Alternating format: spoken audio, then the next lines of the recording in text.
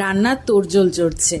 ছোট্ট করে আয়োজন করেছি ছোট্টবেলার বন্ধুর আইবুড়ো ভাত, সাথে রয়েছে সিমলা বিরিয়ানি, চিকেন পকোড়া, আরও কত কিছু। এখন সবাই এসছে, আমরা বসে একটু গল্প করছি। এরপরেই আমরা শুরু করব আইবুড়ো ভাতের পর্ব। এই দেখো আমার আরেকটি বন্ধু, ছোট্ট পুচকুটা, ওরই দিদি। এখন কেক কেটে শুরু হলো প্রথম আইবুড়ো ভাত পর্ব। আমরা প্রচুর মজা করেছি।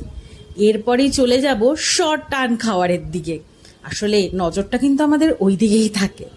এই যে চলে এসছে মাটন বিরিয়ানি, স্যালাড, রায়তা আর সাথে ফিশ ফিঙ্গার।